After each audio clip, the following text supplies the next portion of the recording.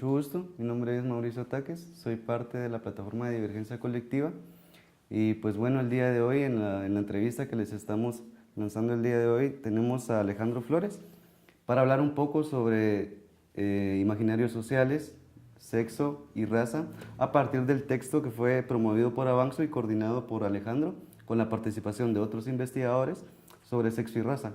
Entonces, mucho gusto Alejandro, gracias por estar acá, gracias por ser parte del proceso de divergencia colectiva también. Y si nos puedes contar un poco sobre vos, directamente tu trayectoria, también como algunos detalles sobre la producción del texto y ese tipo de cosas. Ok, pues muchas gracias, siempre es una alegría poder colaborar con Divergencia Colectiva y apoyar los procesos como sea posible. Bien, yo sí soy guatemalteco, de la ciudad capital, soy sociólogo y antropólogo y tengo aproximadamente unos 20 años de estar haciendo investigación sobre distintos temas.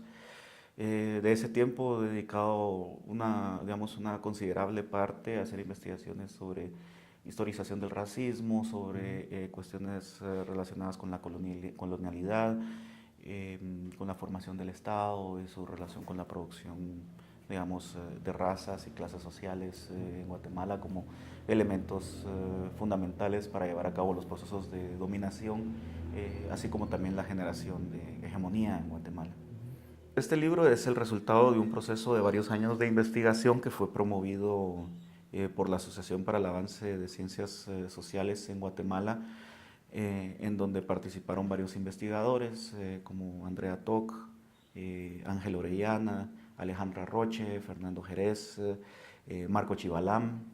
Y bueno, digamos, la idea que tuvimos originalmente era tratar de hacer un estudio sobre los imaginarios sociales, que es, digamos, el gran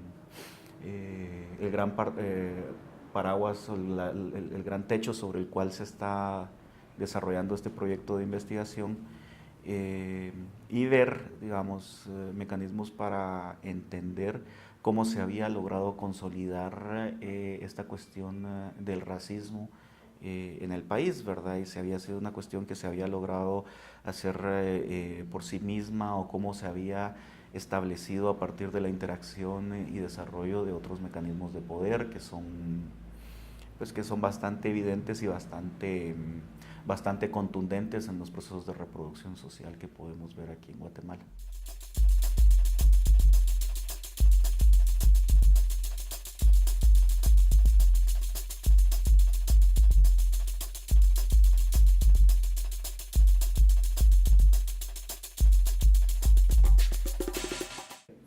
¿Por qué es importante que el tema de raza, que la palabra raza se esté nombrando y que los jóvenes estemos también tratando de entender este tipo de cosas? ¿Qué es la raza? ¿Por qué es importante hablar de raza en estos momentos? Sí, mira, eso es algo que, bueno, tiene más que nada que ver, creo yo, con el trasfondo sociológico de esta investigación. Digamos, las líneas más comprensivas de la sociología, digamos, la sociología cualitativa y buena parte de la antropología también, digamos, establece esto que llaman los procesos de socialización, ¿verdad? Que implican, o sea, la idea de que uno cuando viene al mundo, ¿verdad? Nace en un mundo que ya está hecho, ¿verdad? O sea, es algo que el constructivismo llama, es un mundo que ya está construido, ¿verdad? Entonces, digamos, cuando uno empieza a interactuar con ese mundo, uno incorpora, digamos, uno aprende, ¿verdad? Las cosas que están pasando y que han venido pasando en ese mundo que ha sido dado para los nuevos miembros de la sociedad. Entonces, los sociólogos distinguen, digamos, como procesos de socialización, le llaman ellos, ¿verdad? Entonces, en ese sentido, digamos, una de las cosas que nosotros veíamos es que, bueno, la socialización no sucede de forma, digamos, neutra, no sucede de forma inocente, ¿verdad? Sino que ese mundo que le es dado a las personas es un mundo que está cargado, digamos, está constituido por una serie de relaciones sociales que son también relaciones de poder, ¿verdad? Entonces, por ejemplo, desde tu primera infancia vos aprendes que existen relaciones, o sea, no lo aprendes como relaciones de poder, pero sí, sí las practicas, Es digamos. parte de tu forma de relacionarte. Ajá, entonces, por ejemplo, suceden este tipo de cuestiones que son bastante evidentes, ¿verdad? Que desde tus primeros años, pues era más antes, me imagino, ojalá que ahora ya estén cambiando las cosas, ¿verdad? Pero que a los niños, ¿verdad? Los varones los sientan a la mesa y las nenas tienen que servir y ese tipo de cosas. Entonces eso se aprende y se empieza a considerar que es algo natural, ¿verdad? O sea, es una socialización de ese tipo de relaciones de poder que se consideran y se ven como naturales. Pero también sucede, digamos, con otras formas de socialización, ¿verdad? Como por ejemplo lo que se relaciona a la socialización de relaciones propiamente coloniales de poder, ¿verdad? Donde, digamos, las familias urbanas de clase media alta, las familias ladinas, aprenden una serie de relaciones de poder eh, que, digamos, se dirigen hacia los otros, ¿verdad? En donde, digamos, se define este nosotros, que somos ladinos, urbanos, de clase media, etcétera, y decimos, bueno, están los otros, que son los del campo, se empiezan a aprender ideas y conceptos, ¿verdad? Que se dicen como los naturales, los indios, se usa esa palabra que puede insultar mucho, puede herir mucho, ¿verdad? En ese proceso largo de socialización, uno no tiene la posibilidad de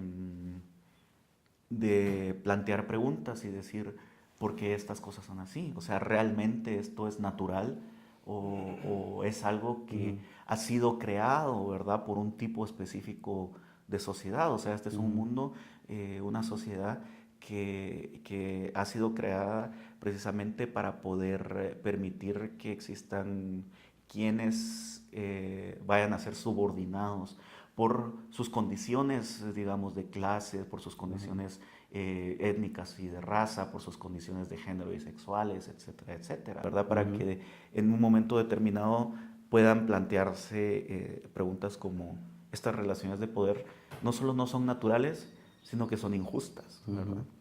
Entonces, eso. Alejandro, en el texto se hace mucho énfasis en la palabra raza y de la importancia de entender, de tratar de asimilar a la raza como algo importante para entender la sociedad actual. ¿Nos puedes ampliar un poco más eso? O sea, el término raza. Sí, sí, digamos, es algo que vale la pena entender que es, o sea, y discutirlo, ¿verdad? Porque, digamos, algunas vertientes de la antropología han tratado de decir, bueno, no hablemos de raza porque, o sea, y con razón, ¿verdad? Digamos, biológicamente no existen razas entre los seres humanos, ¿verdad? Y eso es algo, algo innegable, ¿verdad? Pero, o sea, como te decía antes, ¿verdad? Estamos aquí hablando de formas de cómo se socializa el poder, ¿verdad? Y cómo esa socialización del poder configura estructuras que definen relaciones, ¿verdad? Relaciones entre personas, pero también relaciones entre grupos sociales, etcétera, ¿verdad? Y entonces, digamos, uno de los puntos de partida de esta discusión es de decir, bueno, si existe en la práctica, ¿verdad? Algo que nosotros podemos identificar como racismo, ¿verdad? Y especialmente como racismo estructural, ¿verdad? Que es, digamos, o sea, formas históricas que han configurado, digamos, no solo la exclusión, sino la opresión de grupos determinados, ¿verdad? Así como, pues, las mayorías indígenas, en el caso guatemalteco, las poblaciones afroamericanas en Estados Unidos, etcétera. Digamos, estas relaciones de poder, esas estructuras de poder han sido posibles porque se han creado conceptos como el de la raza, ¿verdad? Y entonces, digamos, hay algo que algunos autores llaman, digamos, o que dicen que la raza es uno de los primeros inventos del colonialismo, ¿verdad? O sea, para poder dominar y para poder crear, digamos, un sentido común entre quienes dominan, una de las primeras cosas que tuvo que hacerse fue crear el concepto, o la idea de la raza, ¿verdad? Esto es algo que, no sé, yo creo que era Aníbal Quijano quien lo define bastante bien, pero digamos, eso le permitió originalmente a los, pues de forma muy conveniente, ¿verdad? Le ayudó a los conquistadores y a los colonizadores a interiorizar la idea de que había, a partir de que ellos eran una raza distinta a los indígenas, de que también eran una raza superior a la de los indígenas, ¿verdad? Y entonces, lo importante es de decir, bueno, no es reafirmar que la raza existe, sino que la raza sigue siendo un dispositivo de poder para justificar, ¿verdad?, estas formas de exclusión y estas formas de opresión, ¿verdad? Y entonces eso es algo que es importante siempre tener en claro, ¿verdad? Que cuando se habla del concepto de raza, se habla, digamos, de ese significado que se le dio históricamente, ¿verdad? Y cómo fue creado como un mecanismo de opresión, ¿verdad? Entonces... Alejandro, se habla mucho también, como lo que acabas vos de mencionar, que biológicamente la raza no es un término que sea aplicable a los seres humanos, y se habla de que lo correcto es hablar de etnias. También, ¿cómo es que funciona esto? ¿Cuál es la diferencia exacta entre decir raza y decir etnia? Sí, mira, yo creo que hay una diferencia ahí, o sea, que es fundamentalmente histórica, ¿verdad? Como te decía, la raza es una creación de la colonialidad, ¿verdad? La raza la crea el proceso, o sea, se crea como un concepto de poder durante el proceso de colonización. La etnia es un concepto más analítico, ¿verdad? Es un concepto que se utiliza en la antropología, ¿verdad? Para definir grupos socioculturales, grupos sociolingüísticos, para poder estudiar ciertas prácticas, o sea, y poder establecer, digamos, como sistemas de análisis y de diferenciación que no necesariamente están reproduciendo las mismas estructuras de poder que tienen ya conceptos como el de raza, ¿verdad? Entonces, uno puede hacer estudios sobre relaciones interétnicas en donde el concepto de raza no necesariamente esté intermediando, ¿verdad? Pero uno puede hacer estudios sobre relaciones interétnicas en donde el concepto de raza es intermediador de las relaciones de poder entre dos o más grupos étnicos, ¿verdad? Es como sucede aquí en Guatemala. Puedes hacer estudios de relaciones interétnicas entre algunos grupos de ladinos o algunos grupos de criollos con indígenas, ¿verdad? Y es digamos, la relación étnica ahí está siendo mediada por el concepto de raza, ¿verdad? Que es lo que, digamos, prolonga la colonialidad del poder en las relaciones interétnicas. Me llama la atención cuando vos decís racismo estructural. O sea, ese concepto, ¿cómo es que funciona? O sea, ¿cómo el racismo también se concibe como una estructura? Sí, mira, es una idea relativamente simple, pero no se conoce tanto, entonces, más que simple, es una idea sencilla que no se conoce tanto y a veces eso genera confusión, ¿verdad? Digamos, hay quienes de forma muy superficial piensan que el racismo existe solo cuando, digamos, hay formas de discriminación que están siendo, sí, digamos, que son explícitas, ¿verdad? Digamos, no sé, como en el caso de los nacionalistas blancos o los supremacistas blancos, ¿verdad? Que tienen, digamos, un discurso abiertamente racista en contra de los judíos, en contra de los afroamericanos, etcétera, ¿verdad? O cuando aquí en Guatemala, digamos, alguien para insultar a otra persona cree que puede utilizar la palabra indio, ¿verdad?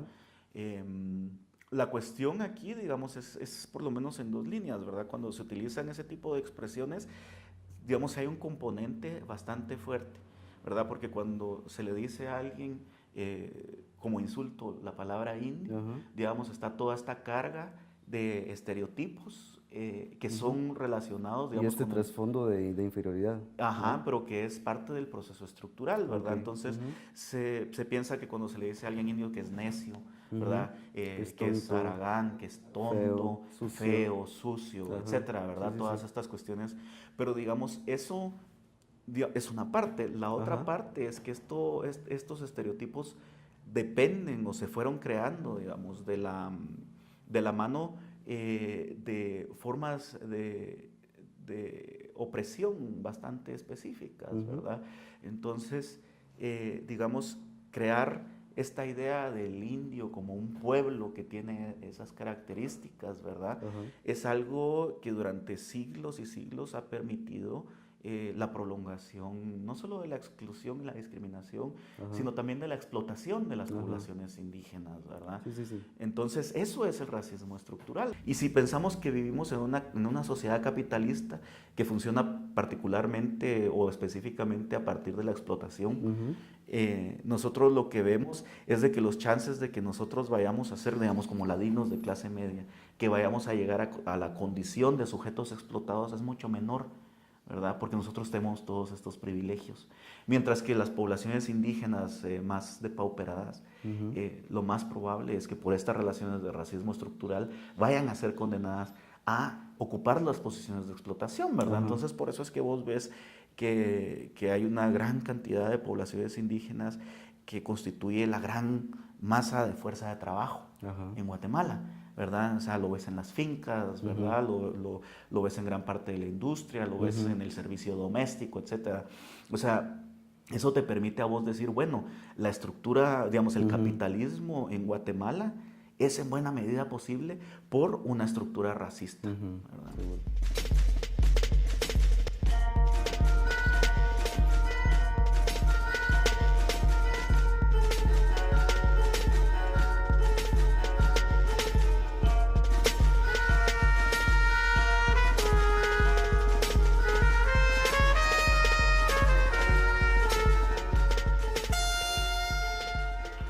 Regresando un poco a lo que mencionabas del racismo estructural, me llamaba mucho la atención las menciones que hacías, tanto de criollos, de ladinos e indígenas, y yo lo veo así, o sea, pareciera que en este sistema existen dos polos que están totalmente contrariados, de este lado ladinos, de este lado indígenas, y vos hablabas también de las ventajas de ser un ladino, y me gustaría que habláramos un poco de eso, como lograr entender qué es un ladino, qué constituye a un ladino en este país, o cuáles son las condiciones que determinan que a vos se te clasifique como un ladino. Ampliar un poquito eso. Sí, es una pregunta bien interesante, yo creo que da para mucho. Y empezaría por esta cuestión que estás diciendo, de que casi siempre se identifican dos polos, ¿verdad? Ujú. Que es lo indígena contrapuesto a lo ladino. Y digamos que esa visión así binaria Ajá. es algo que ha existido en varios análisis que se hacían en una época tal vez anterior de estudios sobre el racismo, ¿verdad? Promovió mucho, creo yo, o sea, ciertas líneas de la antropología norteamericana, Ujú. pero que tal vez no estaban tomando en cuenta esto que algunas corrientes del feminismo llaman la interseccionalidad, Ujú. ¿verdad? Cuando te hablo de interseccionalidad es decir que, por ejemplo, así como el racismo, ¿verdad? Es una especie como de matriz, es una especie Ajá. de estructura de poder.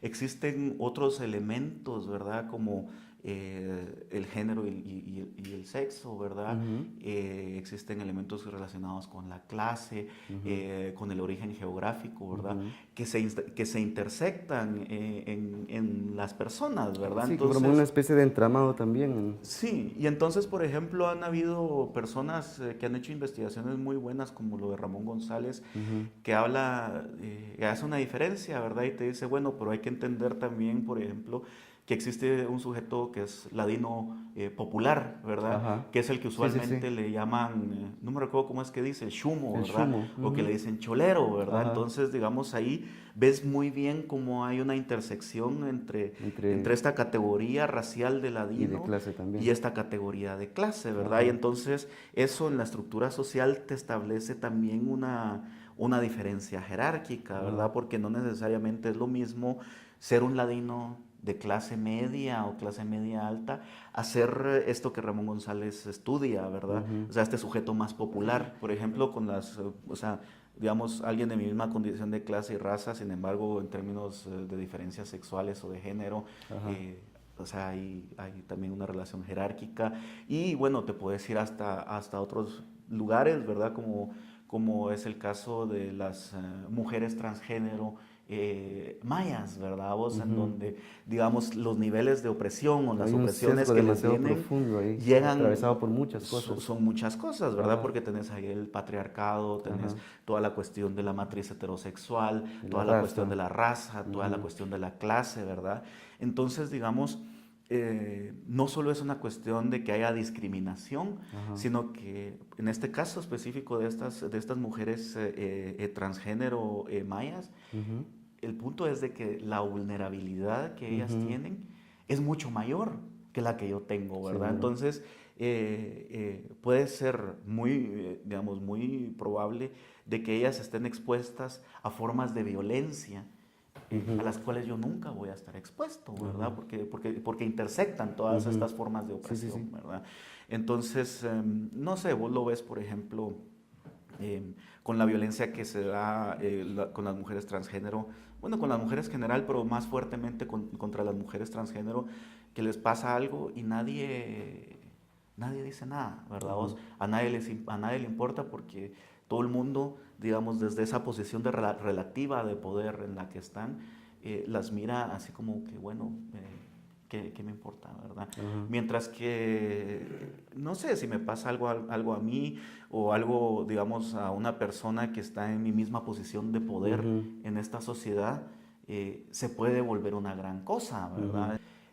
Vos lo que vas viendo es, no sé, pues, o sea, que se genera un mundo social en donde pareciera que sucede esto que la filósofa, o sea, que ha estudiado a la filósofa Judith Butler, Ujú. en donde se pregunta eh, a quiénes se llora, ¿verdad? A quiénes se puede llorar más que a otros, Ujú. ¿verdad? Entonces, eso era algo que vos veías bastante claro en la época donde se estaba llevando a cabo el juicio por genocidio contra Ríos Montt, Ujú. ¿verdad? En donde había, digamos, o sea, una forma de activismo eh, bastante reaccionario, en donde o sea, las víctimas, digamos, Ajá. del conflicto armado, las víctimas del genocidio, digamos, mucha gente, ¿verdad? Sí, digamos, sobre todo gente ladina, eh, decía, no, pues estuvo bueno que los mataran, porque esos Ajá. eran guerrilleros, digamos, y no había, o sea, cuando se daban, por ejemplo, los testimonios de las mujeres que habían sido, pues, esclavizadas sexualmente, lo mismo sucedió con lo de Sepursarco, no, perdón, sí, con lo de Sepursarco, Ujú. eh, o sea, esa virulencia, o sea, Ujú. donde no solo mucha gente no es capaz ni siquiera de tener empatía por el sufrimiento que sufrieron estas mujeres indígenas o que han tenido las poblaciones indígenas, sino incluso hasta cierto como odio, ¿verdad? Ujú. Porque ellas están teniendo la valentía de ir a una corte y decir, a mí me violaron, a mí me esclavizaron sexualmente, me esclavizaron para hacer trabajo, y pues a la mayoría de mis compañeras que les sucedió lo mismo las mataron a mi familia, mataron a mi esposo, a mis Ajá. hijos, etcétera, etcétera. Ujú. Y eso no genera empatía, Ujú. ¿verdad? Entonces, digamos, hay ahí como esta cuestión de que sí, en Guatemala evidentemente hay quienes... hay a quienes se les llora más, ¿verdad? O sea, Ujú. hay a quienes generan un luto más grande, Ujú.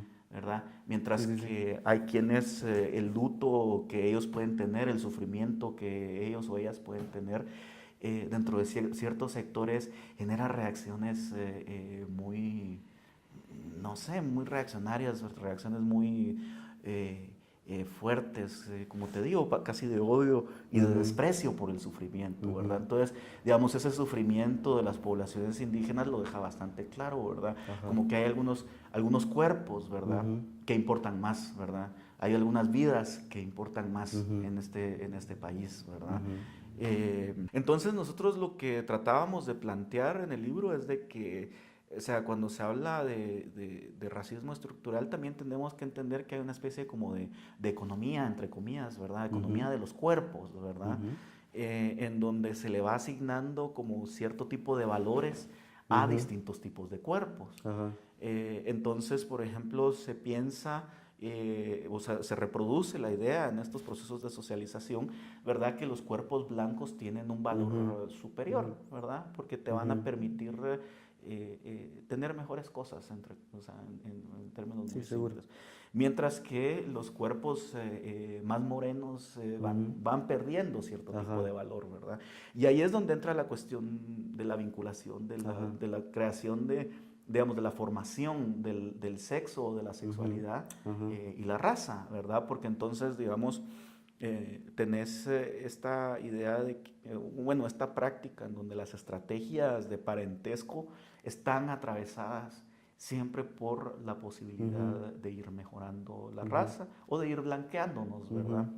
Digamos, cuando se habla de cuerpos, cuando se habla de sexo, no se está hablando necesariamente de realidades que estén antecedidas por formas de pensar, ¿verdad? No estamos hablando de realidades que estén liberadas de estos imaginarios sociales que nosotros estamos estudiando, sino que cuestiones como la raza, el sexo, el cuerpo, etcétera, son en sí imaginarios sociales, ¿verdad? Pero son imaginarios sociales que nosotros tenemos, o sea, pensando en la idea del cuerpo, ya tenemos incorporados, ¿verdad? Entonces, digamos, nuestros cuerpos llegan a ser moldeados, ¿verdad? Por estos imaginarios sociales, ¿verdad? Ajá, que la raza y el sexo modifican los cuerpos y los amoldan, ¿verdad? Precisamente, la raza y el sexo, o sea, estas ideas, estos imaginarios aspiracionales. Y que eso es dinámico, ¿ah? Ajá, es dinámico y se va cambiando. Entonces, digamos, cuando se habla de esto que te decía antes, de la economía de los cuerpos, digamos, se dice, bueno, o sea, existen estas categorías raciales como el ladino, ¿verdad? Que en parte se dice que es mestizo o a veces se dice que pues es alguien que dejó, o sea, se ladinizó, tal vez era antes indígena, pasó por un proceso, digamos, sus hijos dejaron de hablar castellano, no sé, o sea, pasaron por todo ese proceso y de repente se dice, ya nos ladinizamos y, digamos, entra todo un procedimiento en donde por varias generaciones se trata de promover el olvido, digamos, de haber sido en algún momento determinado también indígena, ¿verdad? O sea, entonces el ladino olvida, digamos, casi que voluntariamente esa vinculación. Pero entonces esa, digamos, esa economía de cuerpos es donde se dice, bueno, todos estos cuerpos de ladinos, estos cuerpos de indígenas, estos cuerpos de mayas, como les querramos llamar, ¿verdad? Son cuerpos no blancos, ¿verdad? O sea, por lo mismo inferiores, ¿no? por lo mismo, ¿verdad? Digamos, es algo que de entrada se dice, bueno, el ladino es no blanco, pero lo que es interesante es que el ladino se dice, no se dice a sí mismo, yo no soy no blanco, pero se sabe no blanco, ¿verdad? El ladino sabe que no Tanto como se sabe no indígena. y se dice no indígena, y se dice, yo me sé no blanco y soy no indígena, ¿verdad? Entonces, digamos, estas dinámicas de poder se ven atravesadas por una economía de cuerpos que está constituida por una forma de deseo que se fundamenta en una doble negación, ¿verdad? O sea, el no ser blanco, ¿verdad? Y el asumirse como no indígena, ¿verdad? Entonces eso genera una tensión, creo yo, que Su identidad no se construye a partir del soy esto, sino no soy esto y no soy y esto. no soy lo otro, ¿verdad? Entonces, no diría tanto la identidad, sino es como una especie de, no sé, tal vez inconsciente, sociorracial, ¿verdad? Que está ahí. Porque, digamos, esas son cosas, esto que habla este filósofo Zizek, ¿verdad? Que uno a veces hay cosas que sabe, ¿verdad? Hay veces cosas que sabe, y hay cosas que uno sabe, pero que no sabe que sabe, ¿verdad? Y este son el tipo de cosas que la gente posiblemente sabe, pero no sabe que la sabe, ¿verdad? Entonces es como decir, vos le podés preguntar a mucha gente y tal vez te lo va a negar porque te va a decir, no, yo no, pero sin embargo está ahí. Sí.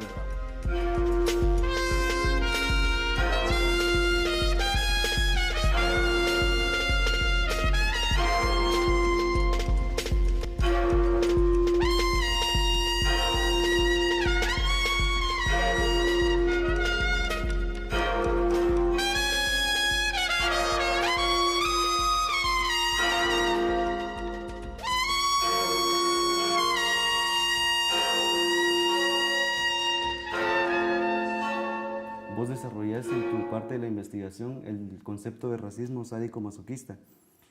Pues quisiera que ampliaras un poco eso, o sea, cómo es que concebís ese concepto? ¿Cómo es que funciona? Ujú. Es algo que podemos, no sé, ahorita se me ocurre, ¿verdad? Yo no lo nombré así, pero lo podemos llamar como la colonialidad del deseo, Ujú, ¿verdad? Es una colonialidad del deseo donde ujú, existe esa, no es una relación dialéctica, sino que es una confrontación, ujú, ¿verdad? Y es una confrontación a partir de una doble negación, como te ujú, hablaba antes, ajá, ¿verdad? Esta idea de que, no sé, pues me digo no indio y a la vez me digo, o sea, me sé no blanco, ¿verdad? O ujú, sea, es así como ajá, esa chocante, confrontación ¿va? que Ajá, es bastante chocante, ¿verdad?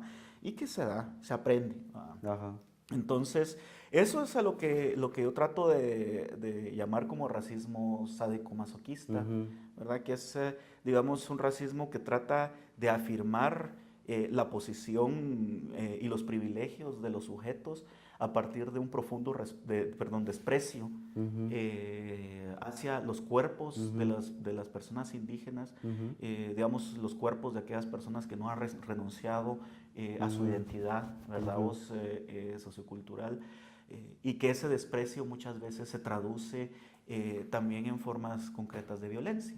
ajá, ¿Verdad? Que es como, por eso es lo que hablábamos, ¿verdad? De esta distinción, digamos, en donde, pues, veces en los casos de Sepulsarco, en los casos de genocidio, digamos, en los casos de ujú, violaciones a derechos humanos en contra de las ajá, poblaciones indígenas, que mucha gente que tiene posiciones de privilegio las desprecia porque hablan de ujú, su sufrimiento, porque hablan de su corporalidad, ujú, porque tienen voz, ¿verdad? ujú, Y son cuerpos que no deberían de tener voz. ajá, Entonces ahí, digamos, esa forma de violencia, ese decir no hay que llorar esos cuerpos, ya es una forma de violencia ujú, y que a veces es una forma de violencia mucho más profunda ujú. y mucho más dolor, digamos, mucho más Sí, como, radical. ajá, como una especie de castigo tanto al otro como a mí mismo Precisamente, internamente, ¿verdad? ¿verdad? O sea, pero cuando castigo al otro, supuestamente, o sea, pienso, bueno, al despreciar y castigar al Ajá, otro, estoy logrando que esa negación, esa primera negación de decirme no indígena o no indio, me vaya permitiendo más acercarme hacia el otro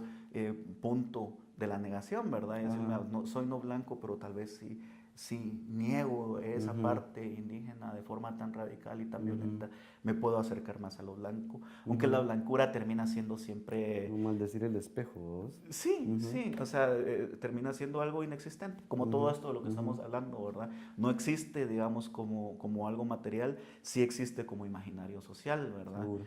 Y Ujú, entonces esa angustia, ¿verdad? Porque se sabe que mal que bien nunca se va a lograr ser ujú, blanco, ajá. ¿verdad? O sea, es una aspiración Y ahí el castigo, porque, ajá, ¿va? como Ujú, lo pinta Luis de León aquí, ¿verdad? La blancura es de palo, ujú, ¿verdad? Es ujú, un artificio, es ujú, un fetiche, ¿verdad? Pero un ah, fetiche no en el sentido tanto psicoanalítico o de fetiche de la mercancía de Marx, sino que es un fetiche más en el sentido de la antropología, ajá, ¿verdad? Que es un objeto ujú, que está cargado de significados, pero que el ajá, objeto en sí mismo no. Y ujú, entonces la blancura es como un pedazo de madera al final de cuentas, ¿verdad? No es que realmente hayan cuerpos blancos porque hay una raza blanca, ¿verdad? ujú, Sino que hay ciertos cuerpos que son, digamos, a los cuales se les carga ese significado, ¿verdad? ujú, Pero al mismo tiempo que se hace esa proyección hacia ese tipo de cuerpos, yo estoy haciendo, digamos, o estoy cargando de significados y significaciones mi ujú, propio cuerpo, ¿verdad? Entonces es esa cuestión de que mi anhelo, mi deseo hacia lo blanco se traduce también en un desprecio a lo ujú, que yo eventualmente puedo ser, ¿verdad? Que ajá, es todo mi componente, digamos, ajá, todo mi parte indígena. Entonces eso es más o menos la idea del racismo o de ok, proponer ujú, una forma como de conceptual de analizar esto con un concepto como una idea como el racismo sádico-masoquista o esto que te decía ahora, ¿verdad? Como un deseo colonizado. Y entonces ujú, ahí era donde tu pregunta original, de por construyen, qué ¿va? es Ujú, importante trabajar esto con la juventud.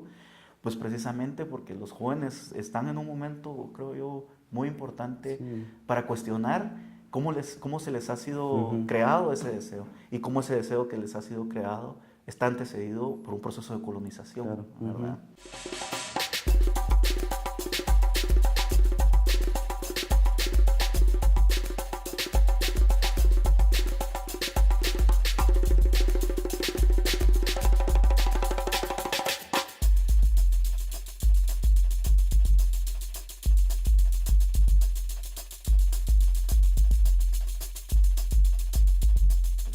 Al final, el trabajo de los jóvenes, yo creo que la principal tarea que se tiene que acatar es como hablábamos de los privilegios de raza, de los privilegios de clase, y como también preguntarse a uno mismo quién soy, ¿va? O sea, tengo esto, no tengo esto me funciona, esto me trae beneficios, son injustos, son justos, es para bien, no es para mal.